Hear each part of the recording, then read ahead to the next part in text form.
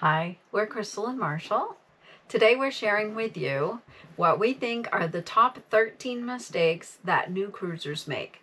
We think back to our very first cruise and some of the mistakes we've made and some mistakes we've heard other people make, and here we are making this video. Because we think we can give you a leg up compared to what we went through.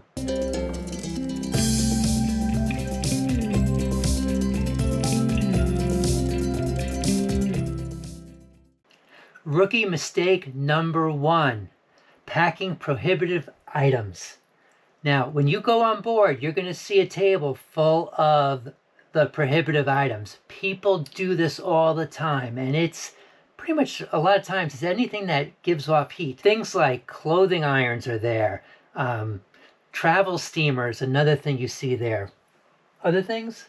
Candles, weapons, actually, or things that can be used as weapons. And another big one, actually, but you don't think about it, and people get caught all the time, is extension cords and surge suppressors. That's a big one. Read the fine print. Each cruise line will list things that they will not allow, besides the obvious, like, as you said, weapons and sharp objects. Mistake number 2, not bringing your own drinks on board.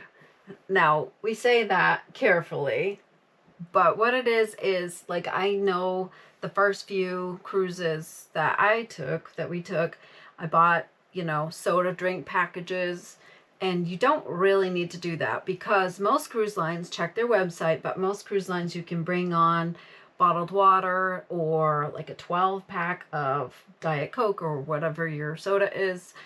And also many of them allow up to 2 bottles of wine. Yes, and some will be 2 bottles of wine per person or per stateroom.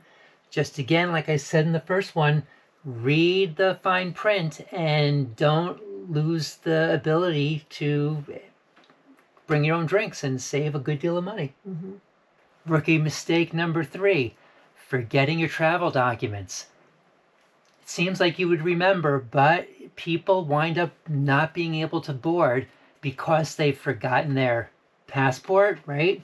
Or actually, again, more with the fine print at rookie mistake, your passport usually needs to be valid for at least another 6 months before your ports of call will allow you to get off the ship. So make sure you have an updated passport. And also, for me, I keep other documents that are needed in my passport folder. So it's definitely a mistake not to double check and make sure you have everything you need to board and then get off the ship at ports. I remember that one time that lady was crying so bad, and she was on the phone trying to get somebody to bring the passport or whatever she needed, and it was heartbreaking.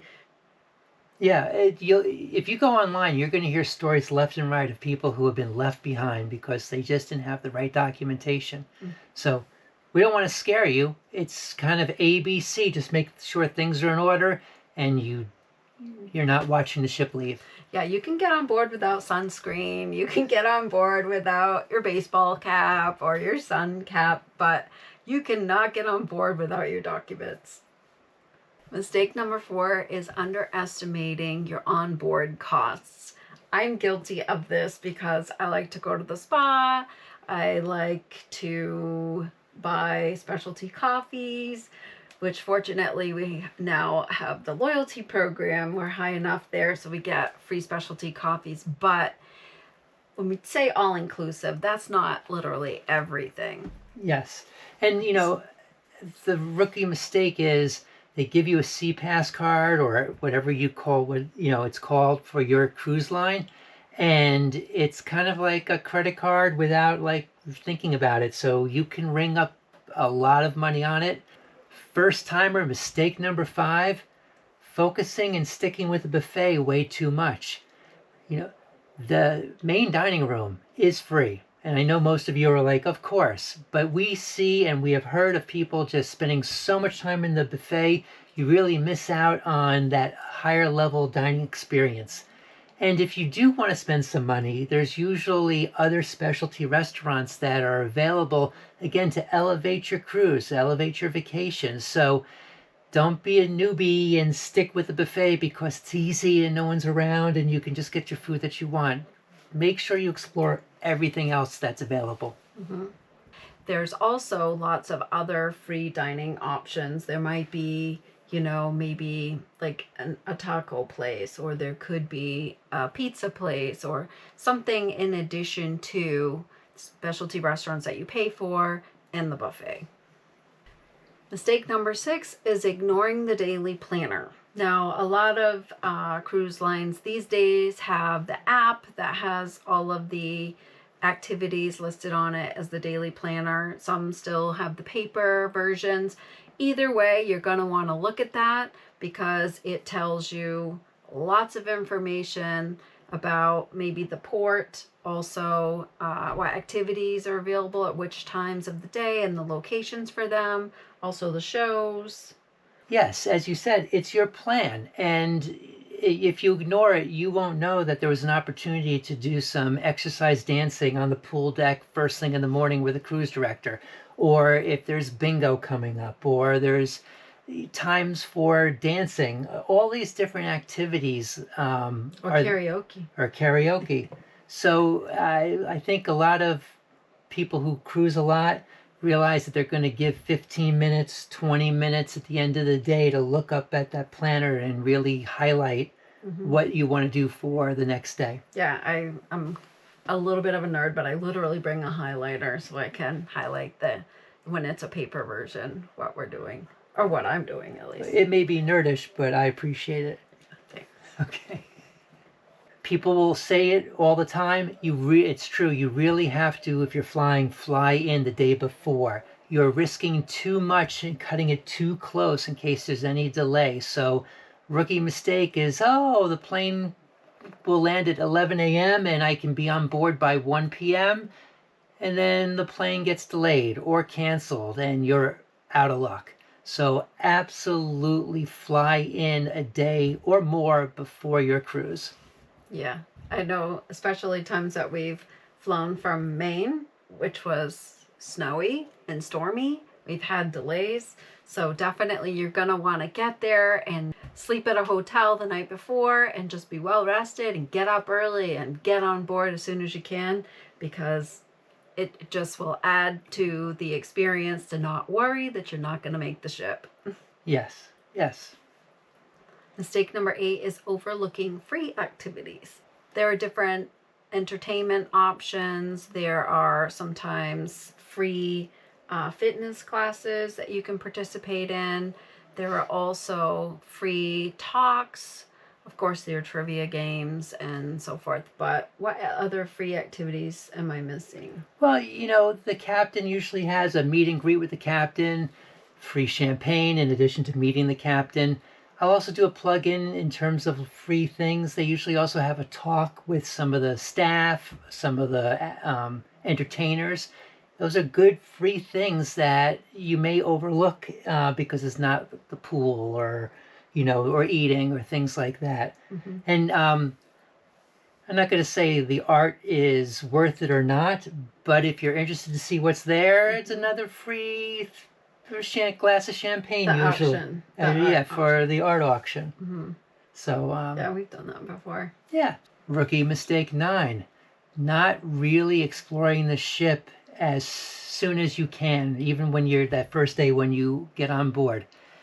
Ships are gigantic. They are literally floating hotels. So it's a smart move to reserve some time, walk around. You'll discover new restaurants. You talked about the taco place or a hot dog place or whatever that may be small, tucked in a corner, and it may actually be your favorite place to go to for a snack between lunch and dinner. So definitely go explore, get a sense of the layout as soon as you can, and you'll be ready for the rest of your trip.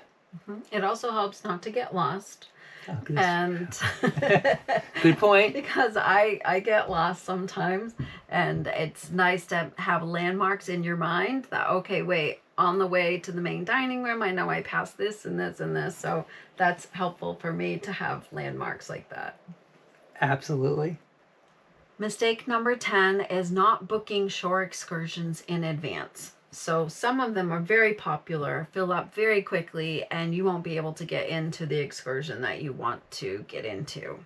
The other benefit of pre-booking your shore excursions online is that it's usually a lot less money. There's almost always a discount when you book them ahead of time online, especially if you're booking during a sale period.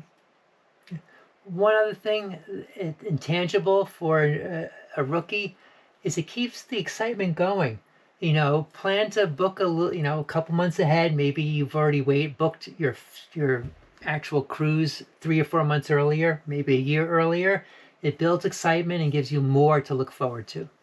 Rookie mistake number 11, check your port times for when the ship is leaving. Don't be a dock runner. People have missed the ship, and it's not hard to keep track. They let you know literally when you leave the ship. They'll be telling you what time you need to be back. But people forget. People, even if you change time zones, they're on the wrong time zone, and the ship will wait a certain amount of time if you're out on your own.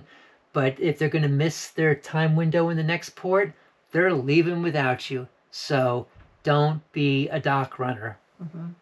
I think what happens sometimes is these smartwatches and smartphones automatically adjust to the time zone where they are. So one of the things that I do, because I'm very scared of the ship leaving without us, is I will start my stopwatch on my phone, and then we go about our day, and then I just keep checking. And I know that's probably overkill, but it makes me feel secure. Yeah, here's a rookie plus. If you're about to leave and you don't have dinner coming up right away, lean over the dock and watch the dock runners. It's kind of a sport. You'll find you won't be the only one. There'll be a couple hundred people watching the last people run to catch the ship. Mistake number 12 is not researching your cruise line, your ship, your itinerary. Just look up all the things. There's a lot of information online, and you can probably find, I know there's even room tours on YouTube that you can sometimes even find your actual room number, but if not, you can find a room like yours. There are ship tours, there are a bunch of like itinerary type of information, and there's definitely information about the cruise line. Yes, there's layers to this. If you're looking for a very peaceful, relaxing cruise, do your research. If you're doing a 3 or 4 day Bahama cruise on a school vacation time period, you're going to be overrun with families and kids. And that's great if you're a family or kids and you're looking for that atmosphere or a party atmosphere. But just be aware that certain cruises at certain times have a certain feel, and a smaller ship, an older ship doing a 9 or 10 day cruise is going to have a older, more mature feel across the cruise lines. So just as a new cruiser, just be aware of these things and book accordingly. And as far as the ship goes too, you might want to know how many specialty restaurants are on board. If you're a foodie and want to dine at all the options, different ships have different numbers of and types of restaurants. So that's just one example of many we could provide, but definitely check out the cruise line, check out the ships, check out the rooms, check out all the things. Mistake number 13, overpaying for your cruise. We've done a whole another video, which we'll link below, on how to get your best price for a cruise. But in a nutshell, as a new cruiser, you'll may find your best price, but realize the price can drop, and you can get credit or money back if the price drops from when you booked it a year ago to when you actually cruise. So don't just book it and then don't take a look at prices. Keep track of those prices and you'll save some money. Yeah, the first couple cruises I took with my sister, and we literally did not know that you could reprice our cruise. And so we booked our cruise, and that was it. We just paid whatever price it was, and I can probably 99.9% guarantee we overpaid for those cruises. So we hope that this video was helpful. If you have additional tips or rookie mistakes that you've made or ones that you know of, I'm sure there's a plethora of them out there. Feel free to share them below. Yes, and please, if you found this helpful, like, subscribe, just support our channel.